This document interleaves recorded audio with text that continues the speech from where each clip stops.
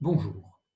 Les récits d'apparition de Jésus après sa mort ne suscitent pas chez les témoins la surprise de ceux qui voient revenir un personnage connu, comme on dit, tiens, un revenant, ah mais c'est Jésus.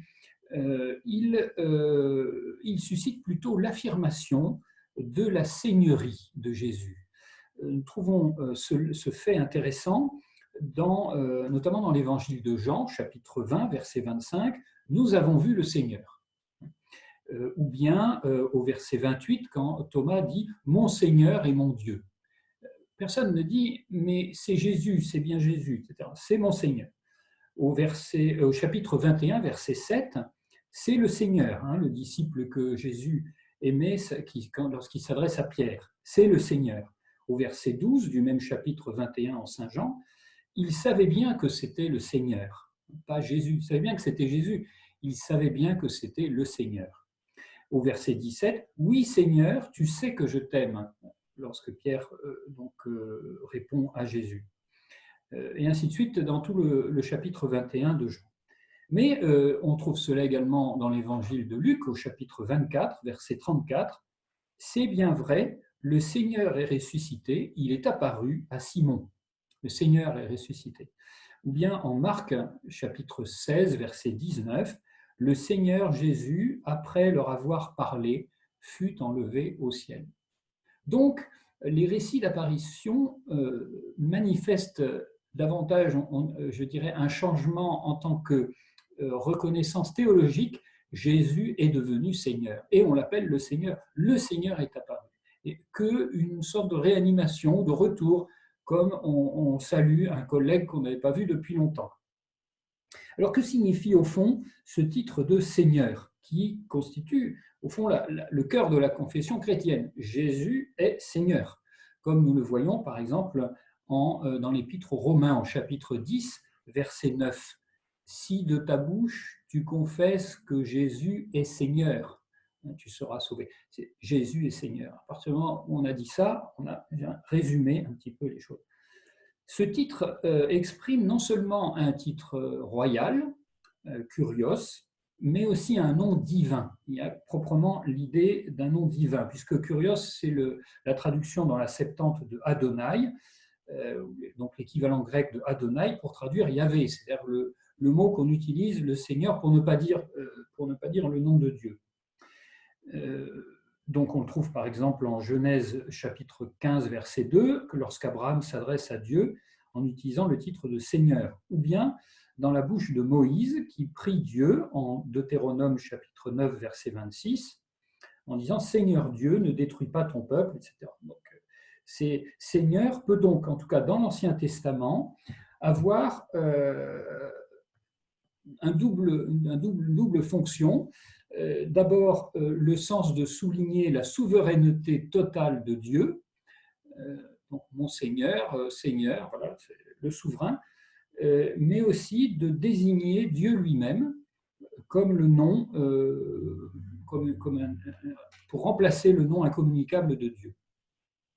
Alors dans les évangiles, on note une polémique très intéressante de Jésus avec les pharisiens au sujet du terme de Seigneur et de Messie. Parce que Jésus-Christ, Messie, Jésus-Christ est Seigneur. Donc la question est de savoir comment se positionnent ces deux termes.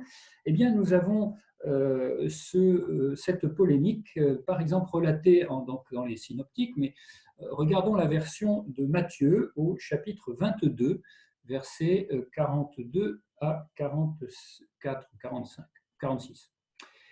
Quel est votre avis au sujet du Christ? De qui est-il le Fils? C'est une question posée par Jésus.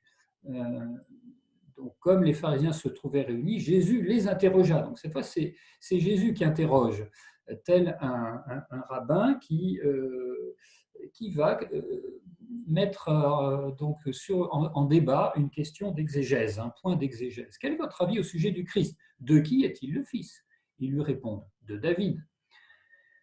Jésus leur réplique, comment donc David, inspiré par l'Esprit, peut-il l'appeler Seigneur en disant, donc appelle Seigneur le Messie, donc comment peut-il appeler le Christ Seigneur en disant, alors il cite le psaume 110, le Seigneur a dit à mon Seigneur, siège à ma droite jusqu'à ce que j'ai placé tes ennemis sous tes pieds. Si donc, verset 45, David l'appelle Seigneur, comment peut-il être son fils?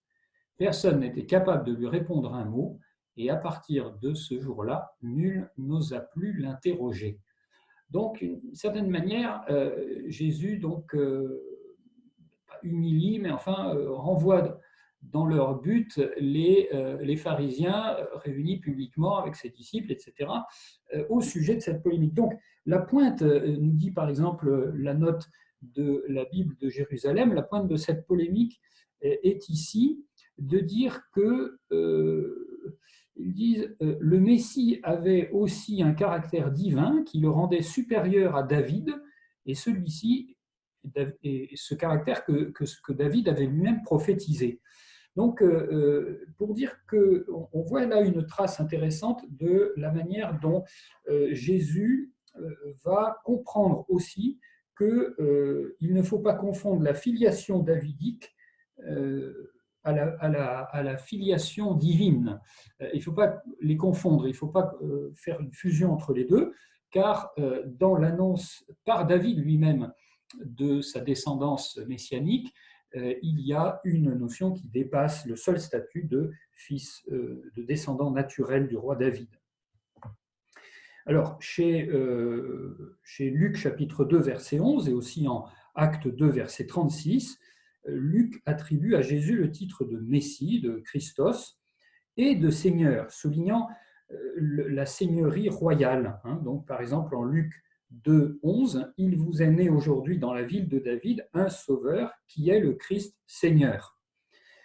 Acte 2, 36, Dieu l'a fait Seigneur et Christ, ce Jésus que vous aviez crucifié.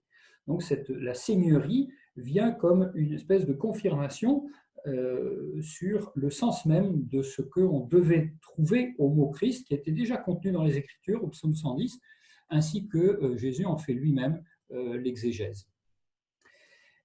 Donc, il y a enfin, dans le terme de Seigneur, un élément polémique par rapport au Seigneur, au puissant de cette terre. On trouve donc, évidemment, du pouvoir impérial et ses prétentions à la divinité. L'empereur Auguste, etc., sera un des premiers à s'engager dans cette voie. Seul Jésus est Seigneur en un sens divin, et c'est finalement une trace de polémique qu'on retrouve à la première épître aux Corinthiens, au chapitre 8, versets 5 et 6.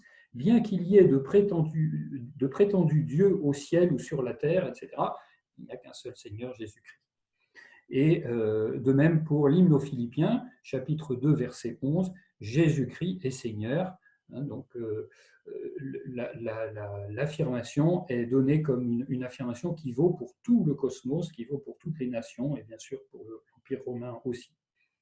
Et de même, en Acte 10, chapitre 10, verset 36, Jésus-Christ, lui qui est Seigneur de tous les hommes. Donc, avec cette vision universaliste de la seigneurie telle qu'elle va apparaître donc, dans cette première Christologie.